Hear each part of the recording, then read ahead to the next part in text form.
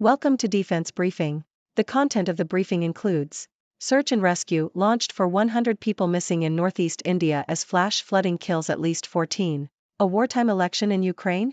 It's a political hot potato. What will happen if the US stops funding Ukraine? Nothing good. How Slovak voters turned against Ukraine threat. Why Russian and Chinese spy scandals are a threat to us all. Search and rescue launched for 100 people missing in northeast India as flash flooding kills at least 14. CNN. Flash floods in the Himalayan state of Sikkim in India have left at least 14 people dead and more than 100 missing. The floods, caused by a cloudburst, have washed away roads and bridges. Extreme weather events are becoming more frequent and intense due to the human-caused climate crisis. The Indian Army has launched a search and rescue operation for the missing people, but efforts have been hampered by ongoing rains and flooding. Over 2,000 people have been evacuated and relief camps have been set up to help those affected by the flash floods.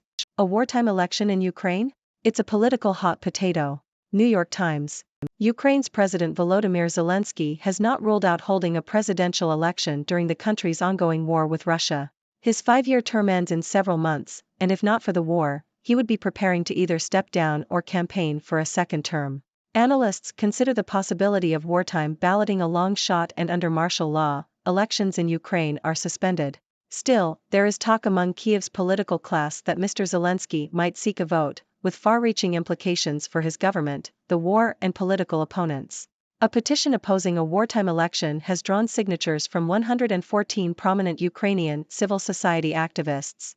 A new electoral mandate could strengthen Mr. Zelensky's hand in any decision about whether to commit to an extended fight, or insulate him if eventual settlement talks with Russia dent his popularity and hurt his chances of re-election later.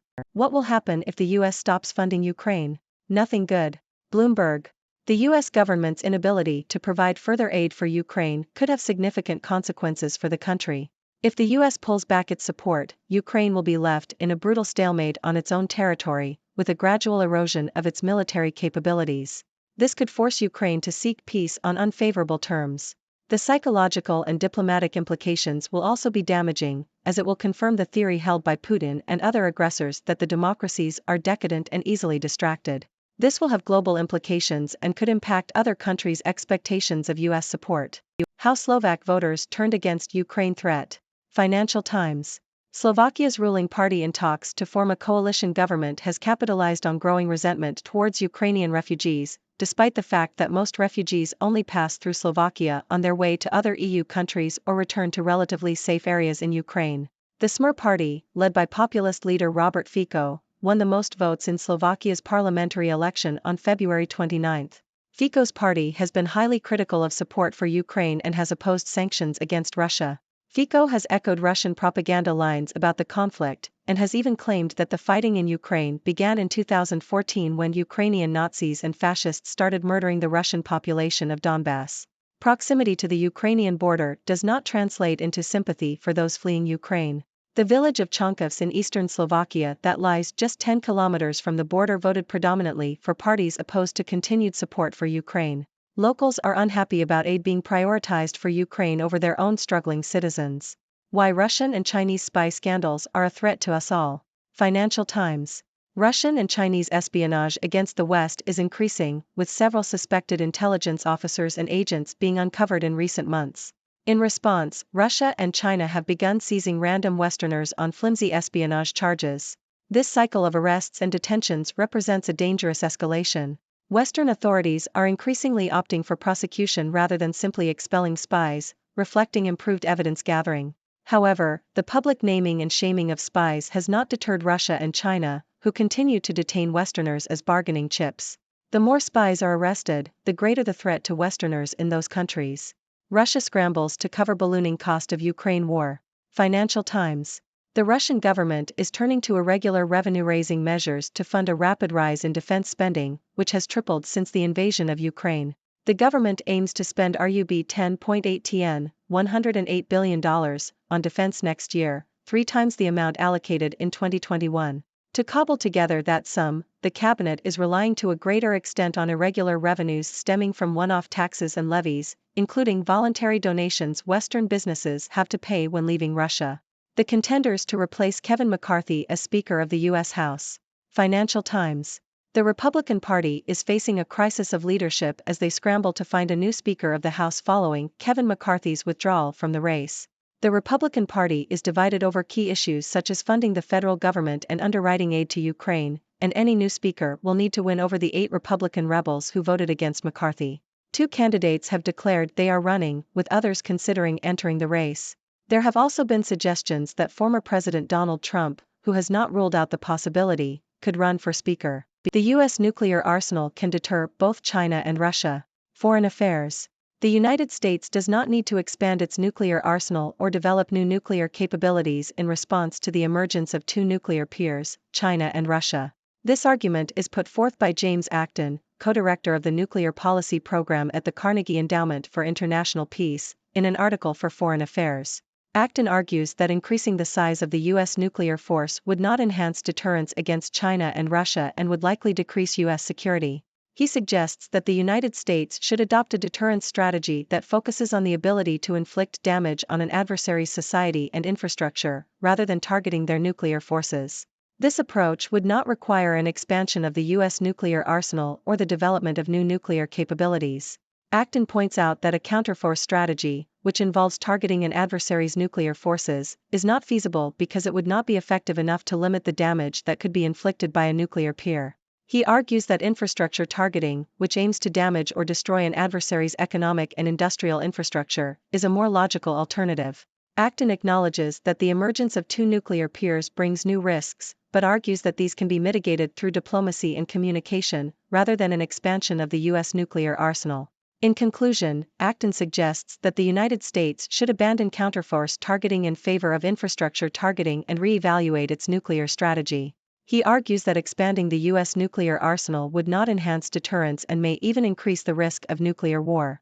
Instead, the United States should focus on maintaining a survivable nuclear force that is capable of inflicting massive damage on both China and Russia, without the need for an expansion of its nuclear capabilities. U.S. gives 1.1 M bullets seized from Iran to Ukraine. BBC. The U.S. has sent 1.1 million bullets seized from Iran to Ukraine, according to the U.S. military. The rounds were confiscated from a ship bound for Yemen in December 2019. The U.S. government gained ownership of the munitions in July through a process known as civil forfeiture. The bullets were given to Ukraine on Monday. Iran backs the Houthi rebels in Yemen's civil war, but arms transfers to the group are prohibited under a 2015 UN Security Council resolution. Ukrainian men abroad avoid war and are racked by guilt. Wall Street Journal. A rift is growing between those who have stayed in Ukraine and those who have left or stayed away, as the country's frontline needs fresh troops and Kiev looks to rebuild. Thousands of Ukrainian men left and abroad moved their lives to join the fight at home, while others watched the conflict from afar. The more dislocated these young people become from their homeland, the harder it will be to attract them back to help rebuild the economy. Ukraine could potentially lose a talented generation to its diaspora. Ladies and gentlemen, I am Dr. Six, your resident observer from the 6 Degrees world. Today, we've covered a range of news stories, from flash flooding in India to the political situation in Ukraine, and even espionage activities by Russia and China. Let's dive into these stories and analyze the implications. Firstly, the flash flooding in India is a tragic event, with at least 14 people dead and over 100 missing.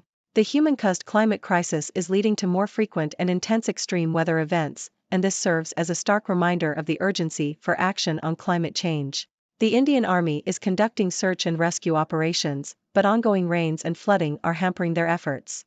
Moving on to Ukraine, President Zelensky's potential decision to hold a presidential election during the country's ongoing war with Russia is a hot topic of debate. While analysts consider it a long shot, the implications of a wartime election are significant. It could strengthen Zelensky's position and decision-making power, but it also carries risks for his government and the war itself. The possibility of peace on unfavorable terms and the impact on Zelensky's popularity and chances of re-election are key factors to consider.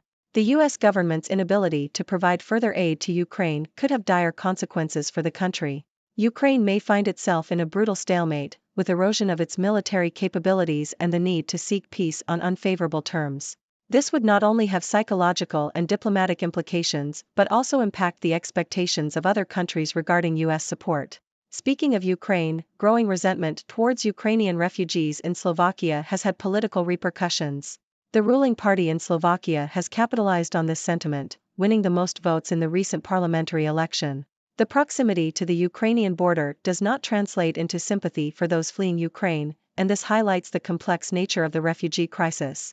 Moving on to espionage activities, both Russia and China are increasing their espionage efforts against the West. This has led to the dangerous escalation of arrests and detentions, with Westerners being used as bargaining chips. The naming and shaming of spies has not deterred these countries, and the threat to Westerners in Russia and China is increasing. Russia itself is scrambling to cover the ballooning cost of the war in Ukraine. The government is resorting to irregular revenue-raising measures, including voluntary donations from Western businesses leaving Russia. This highlights the economic strain that the conflict is putting on Russia and the lengths they are willing to go to sustain their defense spending. In the U.S., the Republican Party is facing a crisis of leadership as they search for a new Speaker of the House. With divisions over key issues such as funding the federal government and aid to Ukraine, winning over the rebel Republicans will be crucial for any candidate. Former President Donald Trump's potential entry into the race adds an interesting twist to the situation. Finally, an article in Foreign Affairs argues that the U.S. does not need to expand its nuclear arsenal in response to the emergence of nuclear peers like China and Russia. The focus should be on a deterrence strategy that targets an adversary's society and infrastructure, rather than their nuclear forces. This approach does not require an expansion of the U.S. nuclear arsenal and can be achieved through diplomacy and communication. In conclusion, the news today has covered a wide range of topics, from natural disasters to political conflicts and espionage activities.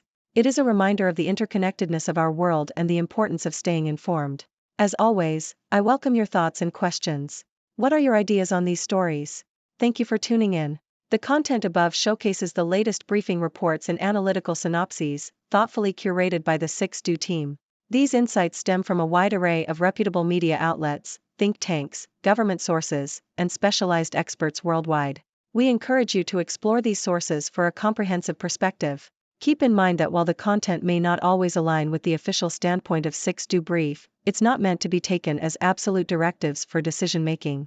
Comprising seasoned media professionals, learned scholars, and accomplished scientists, the 6Do team embodies a trailblazing, fully independent media entity. To customize 6Do Brief to meet your professional needs, you have the option to subscribe to a diverse array of briefings on our website, 6dobrief.com. Regardless of your location, you can conveniently receive 6Do Brief via email.